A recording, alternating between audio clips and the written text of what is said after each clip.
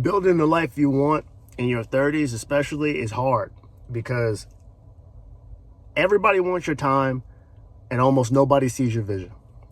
And I feel like I'm living that this week. I am in a position where, and people don't tell you this when they're older, they don't warn you of this, but your 30s, especially when you have a family, you have like ties to family members, your 30s becomes a cesspool of people wanting to take your time for themselves. Now, people want to visit, people want to and if family members of mine watch this, if you think I'm talking to you, so be it. But honestly, it's not just one person, it's all y'all as a group. This is what I'm really saying.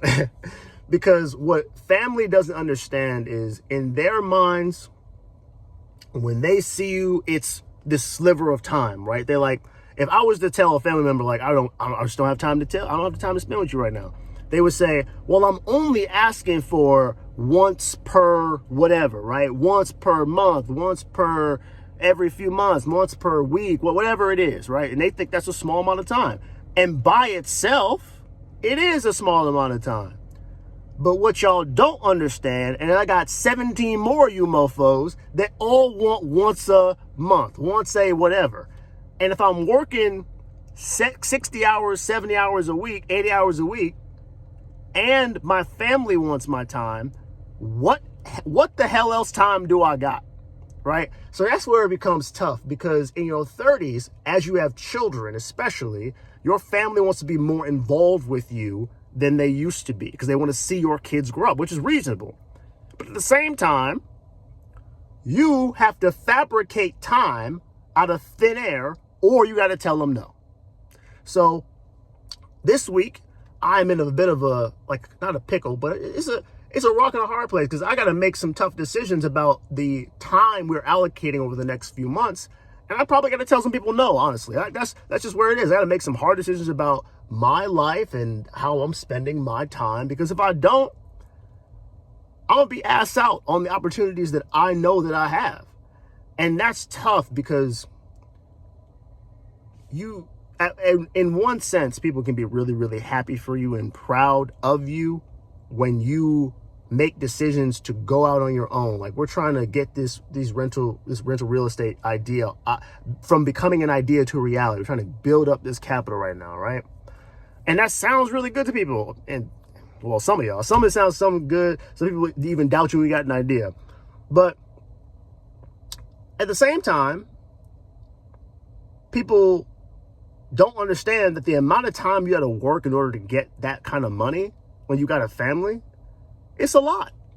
Like, if I want to buy a $200,000 property without touching my retirement, and I want to get to a point where I can put, more than 20% down, I want to put 30, 40% down, whatever it is, I got to get my ass to work. Like, I cannot ask my family to starve themselves for this dream, but I also can't be nickel and diming this either. Like, I got to have money saved up in case something goes wrong. So in order to get that, I got to get to work. And, again, people see their requests of you a lot of times only within the scope of how it impacts them. And that is going to be hard for you as you have to make decisions about your time. And when you're in your 30s, you're also trying to become, at least for me, I'm trying to be more direct and clear about what it is I'm willing to do and I'm not willing to do. And that can make things hard, because honestly, I got to take more time to think about what's important to me. Like, I'm not going to sit here and say family's not important to me. It is. But if I got to not see y'all, if I got to only see y'all once every 6 months for the next few years, shit, I might have to do that. Like, I'm not saying I can't FaceTime when we can't do. I'm not saying that either. But like, I can't afford to take long, unless it's with my family, the people in my household. I cannot afford to take long ass trips with people anymore. Like, it's crazy. I understand why people want to do that. Like, If you're in your 50s, your 60s, that's where you're at in your life. You want to be taking trips. You want to be having fun. I get that. I'm not there yet. I'm building my shit still. Not that I don't have the money to do it. I can do it very easily money-wise. But if I do that once a year, twice a year with all y'all who want to do it, I done missed out on, you know, $10, $12, $15,000 between all the days I done missed and all the opportunity I could have been out here getting. Because it's not like I would have made that just at work, but like that time adds up. It's hard to explain to people who are in a different stage of their life that where you are is not where they are. And you would think that that would be easy to explain, but people want to hear what they want to hear, man. That's all I'm saying. And again, if anyone in my family watches this, I mean, if you're thinking to yourself, oh, is he talking about me? If you got to ask, I mean, no, honestly, there's a lot of people in my family who's been really good about it and just been like, I'll give you an example.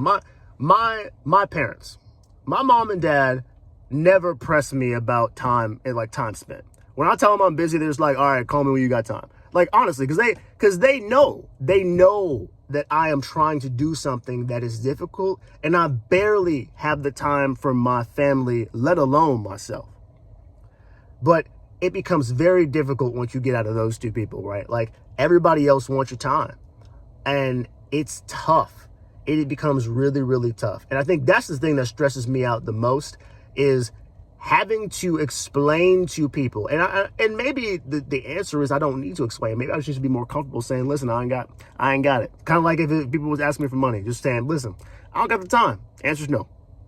And maybe that's my fault. But it can be stressful to have to explain to people who you care about that in order to do what's best for you, you have to forego what's best for what they think is best for them.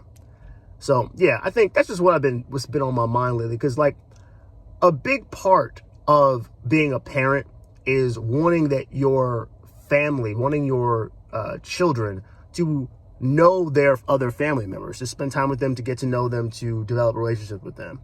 And it can make me feel guilty sometimes to feel like, nah, you know, we're not going to do this, or this, or have to send my rest of my family off without me to go do shit. Like that's probably the hardest part. The hardest thing I've had to do is probably hear my wife and daughter are going to do this and I got to stay because I got shit to do. Right.